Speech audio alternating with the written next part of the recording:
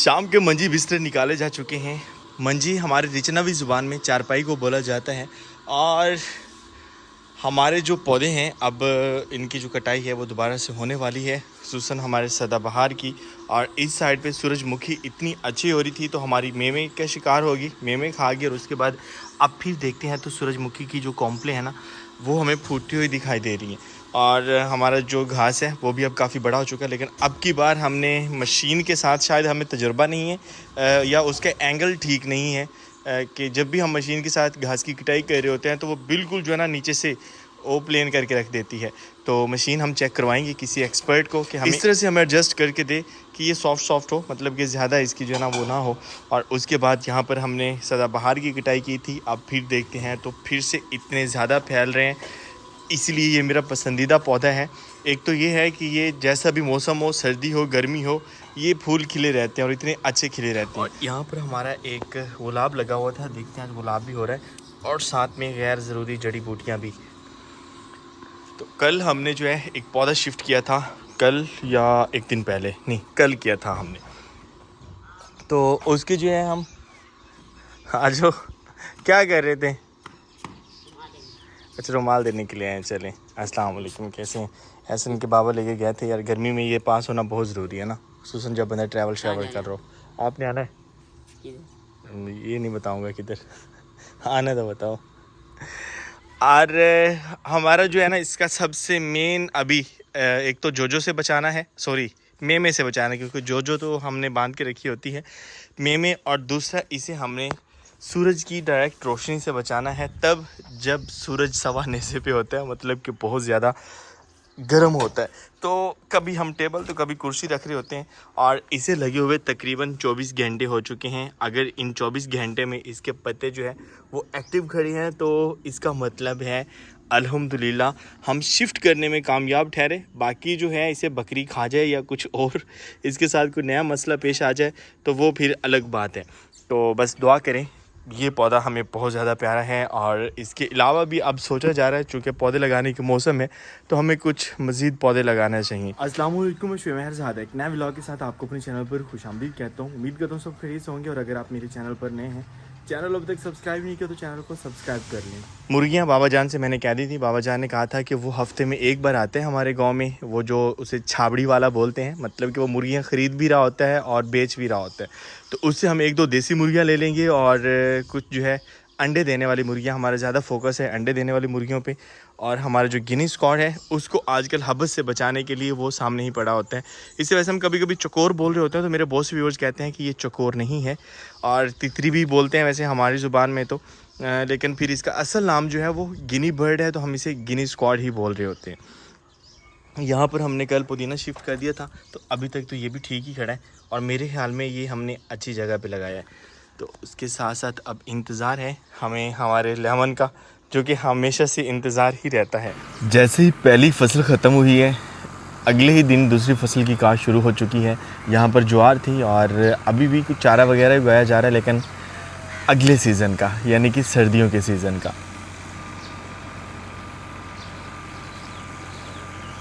बहुत तेज़ी से वक्त गुजर रहा है, एक फसल से दूसरी फसल पता ही नहीं चलता, और रुत बदलते ही पता नहीं चल रहा होता कब गर्मी आ रही है और कब सर्दी।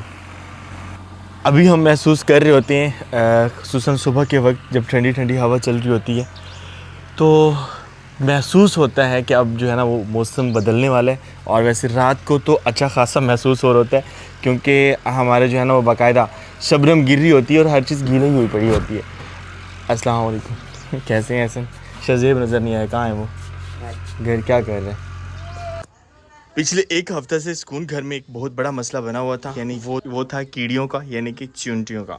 बरीक चींटी जो जहाँ भी जो है वो डंग मारती थी तो सही अच्छा खासा जो है ना वहाँ पे निशान बन जाता था। तो हमारी खैर थी, लास्ट टाइम जब शरेज़ आया होता तो उसे भी चिमट गई और फिर भागे हम, उसे जो है ना वो कपड़े तब्दील किए, नहलाया।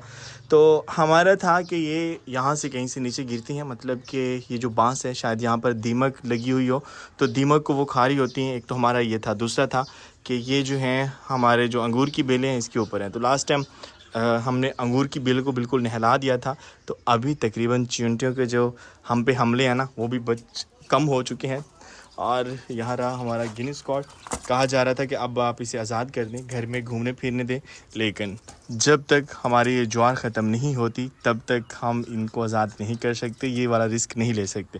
पहले हम अपनी बहुत ही कीमती मुर्गी जो है वो हम गीदड़ के हाथों गवा बैठे हैं। और कीमती इसलिए थी कि हर रोज़ के एक अंडा दे रही होती थी, और सुबह मैं उठते ही जब मॉर्निंग वॉक से वापस आता था तो वहाँ से अंडा लेता और उसी से मैं नाश्ता कर रहा होता। इतना अच्छा जो है ना हमारा, वो कहते हैं कि जुगाड़ लगा हुआ था या रोज़गार लगा हुआ था। तो कोई बात नहीं, बस थोड़ी रह गई, ज्वार ख़त्म होने वाली है, और इसके बाद जो है ना नेक्स्ट इसमें जो भी फसल होगी वो थोड़ी हाइट वाली होगी, ज़्यादा नहीं होगी।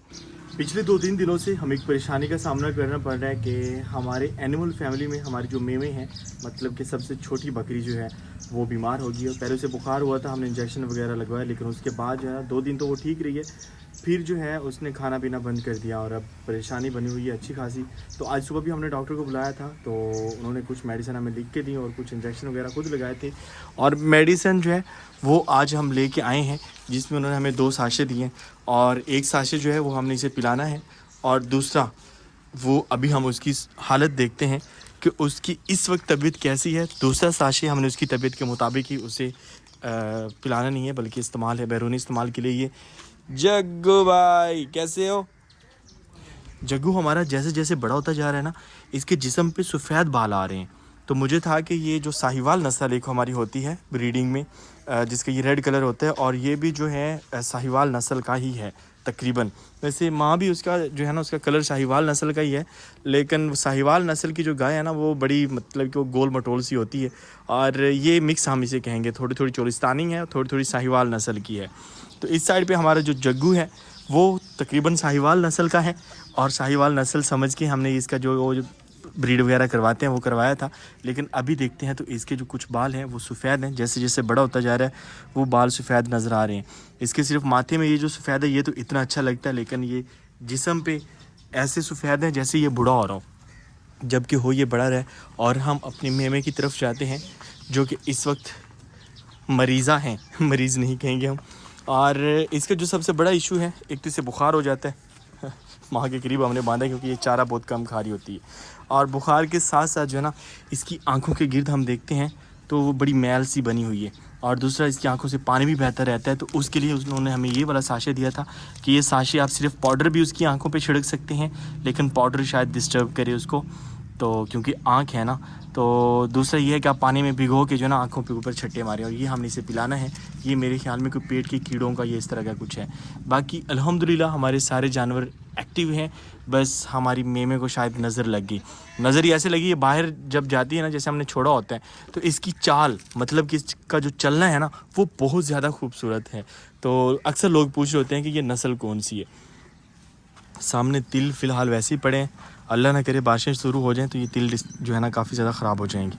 तिल खुश्क होने के लिए पड़े हुए हैं, और जैसे ये खुश्क हो जाएंगे उसके बाद थ्रेशर लगा के सेम जैसे वो गंदम के दाने अलग किए जाते हैं, थ्रेशर लगा के ये तिल भी ऐसे ही निकाल लिए जाएंगे। जिनके थोड़े तिल होते हैं वो क्या करते हैं कि ऐसे ही हाथ के साथ उसकी जो है ना तिल को जो है वो साफ़ कर लेते हैं। लेकिन ज़्यादा अगर फसल ज़्यादा हो, खेत बड़ा हो, तो फिर थ्रेशर का इस्तेमाल किया जाता है, तो मेडिसिन देते हैं। बाकी बातें बाद में, बस दुआ कर दें हमारी मेमे के लिए कि वो जल्द से जल्द ठीक हो जाए। यहाँ पर हमारे पास शिकंजबियन है, जिसे हम पंजाबी में शिकवंजी बोलते हैं, लेकिन हमने ये पीनी नहीं है। वैसे हमने ज़्यादा बनवाई थी, अपने लिए जो बनवाई थी वो हमने पी लिया है, और ये है हमारी मेमे के लिए। तो इसका जो लेमन है वो हम निकाल देते हैं। उनके काम चेक करें, उन्होंने बर्फ़ भी डाल के दे दिया, जबकि मैंने कहा था कि एक गिलास साइड पे करके रख लें, जो कि हमें बस मीठा पानी चाहिए। वैसे शिकंजी ज़रूरी नहीं है, शिकंजबियन ज़रूरी नहीं है, तो ये जो है मीठे पानी में हमने देना है। ये हाफ साशे हैं, ग्रीन ग्रीन है यार ये भी। चलिए हमें ज़्यादा नहीं मिकदार देनी, अंदाज़ा तकरीबन हाफ हो गया होगा मेरे ख्याल में, क्योंकि साशे में ज़्यादा हवा थी, मेडिसिन कम थी। हाँ वो इतना अच्छा लग रहा है यार। ये तो एक वो ट्रेंडिंग वाली वीडियो आई थी ना वो साथ म्यूज़िक भी चल रहा था, टन टन टन। आप वो खुद फ्यूल कर ले म्यूज़िक, और इतनी अच्छी आ रही है, मेडिसिन बन रही है ग्रीन ग्रीन। सेटिस्फाइंग लग रहा है ना चलिए फ़िलहाल जो है ना आप इसे गौर से देखिए। और ये हमारा पीने का नहीं है, ये मेमे के पीने का है, ये उसकी मेडिसन है। और ये इतनी अच्छी लग रही है घुलती हुई देखिए तो। अच्छा फिर इसका जो रंग है ना वो सामने हमारे चारे के साथ मिल रहा है, फुल ग्रीन। चलिए देखते हैं अब इसे पिलाना किसी है। आपने एक कुछ छोटी सी बॉटल ले लें, उसमें डाल दें ताकि उसके मुंह में सही तरह से हम दे सकें। और वो सफ़ेद वाली भी ले लें, जो सफ़ेद नहीं। हाँ कितना अच्छा बन गया ये शरबत। इसे वैसे ऐसे पी लेना चाहिए जितना अच्छा है। किसको पी लेना चाहिए? मेमे को वैसे कुछ तो ये हल हो गया, मज़ीद हम खुद हल कर लेते हैं। मिंट मार्गरीटा बन गया ये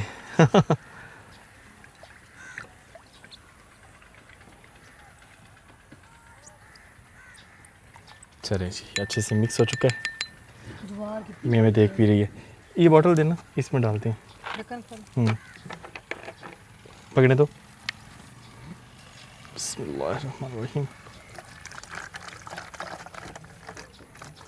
इससे ये है कि हम आसानी से उसे पिला सकेंगे और शेक भी आसानी से कर सकते हैं कि मेमे पीती है या नहीं ये।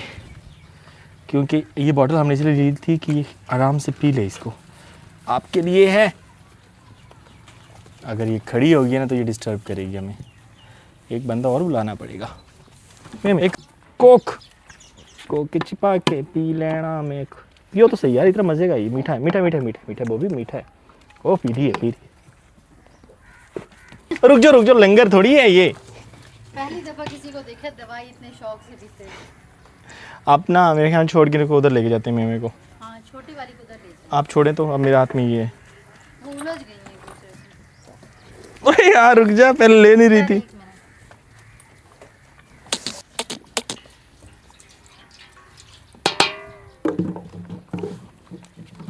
ऐसे हम तंग हो रहे थे, वो इतने मज़े से मेडिसिन पी रही है।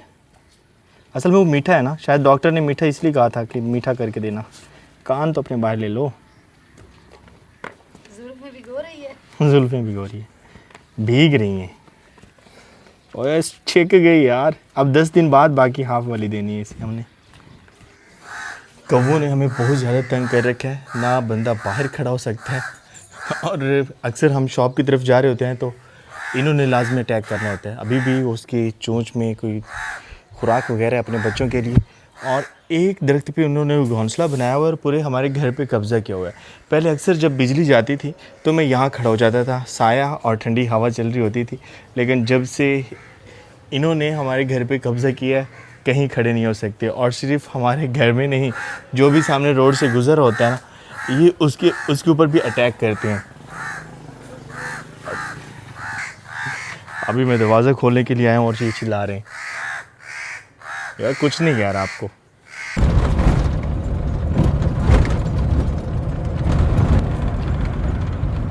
शाम ढल रही है और हम अपने सफ़र पे निकल रहे हैं। आज फिर हमें जाना पड़ रहा है मुल्तान एक ज़रूरी काम से। तो दिन के वक्त काफ़ी ज़्यादा हबस थी और काम जो है वो हमें दिन को ही पड़ा था। तो मैंने सोचा कि फिर हम शाम को निकलेंगे ठंडे टाइम में, क्योंकि अगली सुबह हमें काम है। तो इसलिए अभी निकल रहे हैं हम। शहरेज़ लोगों को सुबह टाइम ही मैंने गाड़ी पे बिठा दिया था, वो पहुंच गए थे क्योंकि ऑफिस टाइम पहुंचना था उन्हें।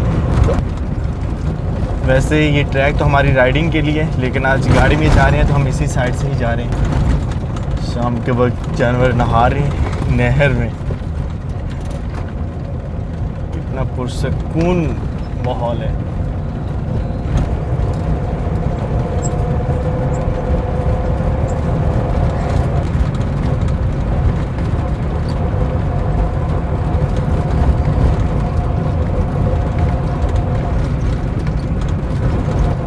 शाम के वक्त सभी अपने अपने जानवर लेके जो है ना वो चराने के लिए आ रहे होते हैं। और फिर नहर के किनारे तो बहुत ज़्यादा घास वगैरह होती है, तो इसीलिए जो है वो लोग नहर के किनारे जानवर चरा रहे होते हैं।